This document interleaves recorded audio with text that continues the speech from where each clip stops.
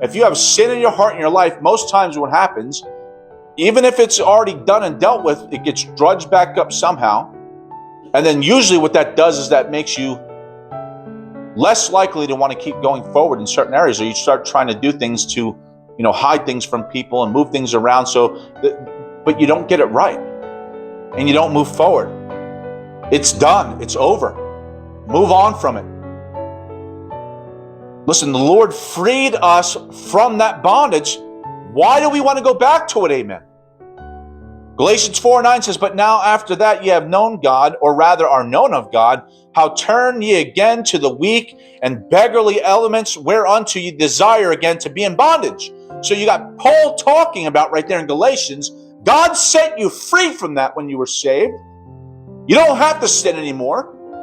Not that we'll never be tempted with it, not that we will never sin, but the thing is that there's sins that we know that keep dragging us back in. He says, when God set you free from that, you got that removed. Why do you desire to be back in bondage? Because listen, when you go back to sin, or you keep going back to those type of things that pull you away from Christ, that's Satan keeping you in bondage. Why? Because like I just said, normally what happens, if you're a saved believer, right, you start moving forward for Christ, things start changing in your life, start getting around church people, start telling them, yeah, I used to be like this, I used to do those things, God set me free, He changed my heart, He changed my life, I don't do those things no more. So what happens now is that if you're drawn back to those things, what usually happens?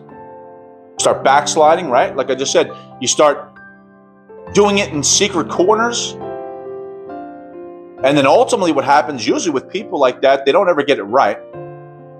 So instead of getting it right and moving on, they start to become afraid of, well, what happens if the church people that know that I'm a changed man, what if they find out? So then instead of getting right and stopping their sin, what do? Stop going to church. They stop getting around other believers.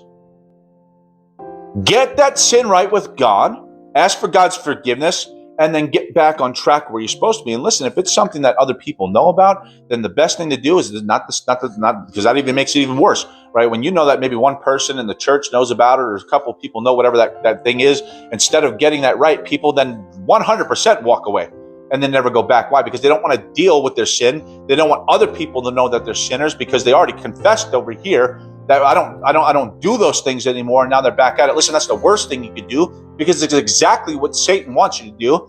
Because instead of getting right with God, getting your relationship restored back to God, Satan sits there and says, well, now Lucas knows about that.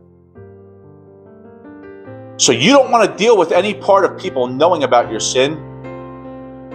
So they walk away from God, and they never go back to church. They never serve Christ again. It's a hard thing to do what's right, especially when you know that I can't say it. Let's say it like this: it's a hard thing when people know that you're sinning to try to go back and do what's right, because you feel like they're going to look at you in a certain way. And listen, obviously it should be looked at in a certain way, right? You're sinning. But that's why we have God's forgiveness. And like I said, God says, listen, if you get that right with me, and you get that right with everybody that's involved in that situation, whatever the case is, that now it's done. Not that we forget about it, not that we don't remember it, but the thing is, now you're restored back to Christ. And church people don't do that. That's why you see so many people walk away from Christ and never go back to church.